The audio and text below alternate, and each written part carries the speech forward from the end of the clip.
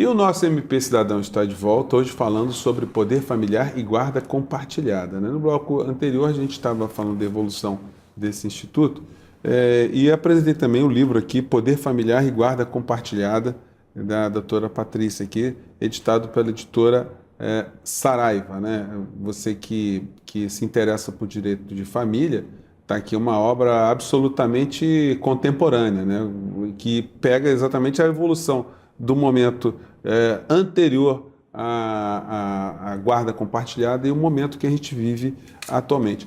Doutora Patrícia, a guarda compartilhada, ela ajudou a dirimir os conflitos emocionais que uma separação deixa? Veja bem, a separação traz conflitos emocionais e a guarda compartilhada nem sempre é fácil de ser implementada. Mas voltando ao bloco anterior que eu estava falando, então, uma coisa é a guarda jurídica compartilhada, que é ter as decisões importantes em relação à educação, à saúde do filho, tomar decisões importantes. Outra questão é conviver, que é a guarda física compartilhada, que é você ter a oportunidade de conviver com o seu filho. Então, a segunda lei da guarda compartilhada, ela quer colocar muito evidente que é importante essa física compartilhada na medida em ampliar convívio, de permitir as pessoas, os pais e as mães, de conviverem com seus filhos e exercerem essa vivência de estar com seu filho. A guarda compartilhada, quando havia, e ainda há, eu posso assegurar, uma certa resistência ao judiciário quando existe litígio entre os pais, de fixar a guarda compartilhada. E a ministra Nancy Andrighi, não é de hoje, ela já coloca isso, que não é o litígio que vai impedir a guarda compartilhada. Porque senão o direito de conviver com o seu pai ou com a sua mãe não pode ser inviabilizado porque um resolveu não conversar com o outro e, em razão disso, dificultar esse convívio. E aí o novo Código de Processo Civil, e isso eu falo no livro, ele vem muito forte na questão da mediação. Né? Então, não é o litígio em si, esse primeiro litígio, essa dificuldade, esses problemas emocionais, de toda a ruptura de casamento, muitas vezes vem. Né? Quando existe paz e amizade, isso é ótimo, as pessoas convivem bem, nem precisaria do judiciário, não precisa do judiciário. Quando as pessoas recorrem ao judiciário para implementar a guarda compartilhada, é justamente porque não estão conseguindo conviver bem e que precisam de um apoio para que esse convívio seja em benefício da família. Porque quando a família se extingue por causa de um casamento, na verdade, essa família não se extingue por causa do divórcio. Essa família apenas se modifica. Então, a gente não pode dizer que a família se extinguiu quando há uma ruptura do conjugal. Ela só se modifica. E aí o judiciário tem que tentar parar as arestas, e nesse sentido a mediação vem firme. E a mediação é diferente de conciliação. Então, existem profissionais capacitados para trabalhar esse casal. Existem medidas que são aplicadas já nas várias famílias, utilizando o Estatuto da Criança e do Adolescente, que é encaminhar os pais para tratamento psicológico. E isso tem feito muito efeito. Para os pais conseguirem se enxergarem seus problemas, tentar superar suas mágoas,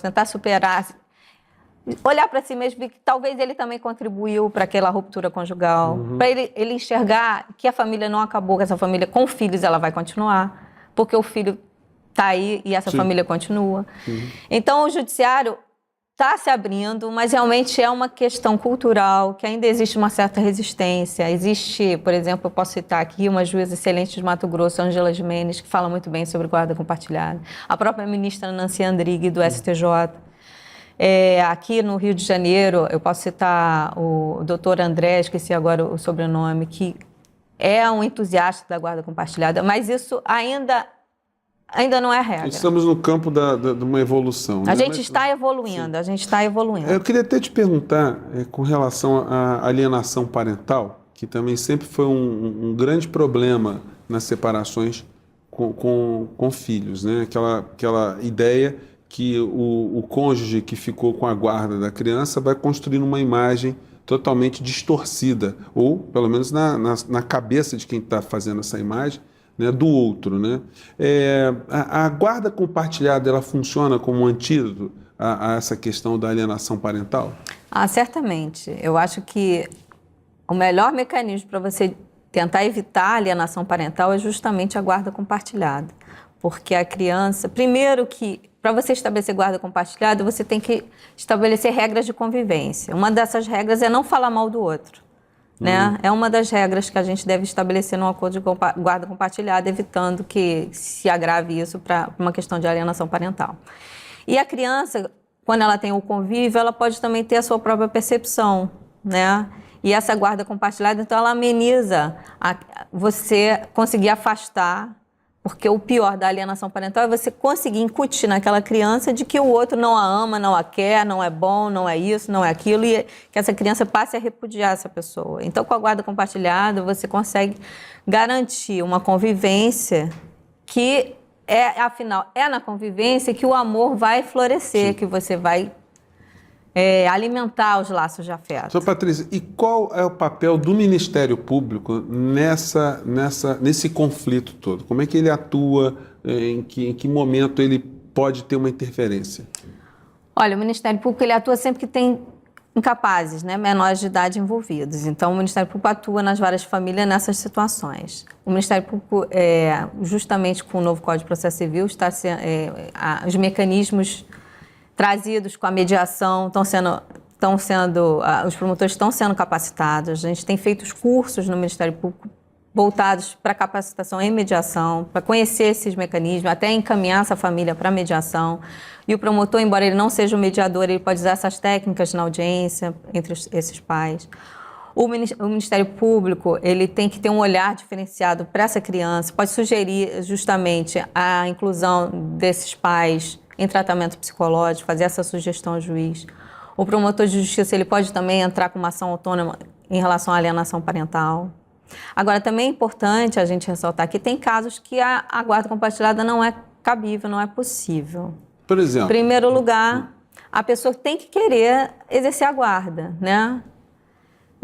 Às vezes a pessoa se separa, gosta muito do filho, mas tem uma vida profissional atribulada, não tem tempo, confia no outro e tem um bom relacionamento e enfim, quer participar, mas não assim tão no dia a dia dessa criança, né? Não quer estabelecer uma rotina contratada, vamos dizer assim, via justiça. Exato, ele pode também, a pessoa fixar uma guarda no lateral e ser um bom pai, ser uma boa mãe, e eles conviverem muito bem e a gente não ter essa guarda compartilhada dividindo o tempo.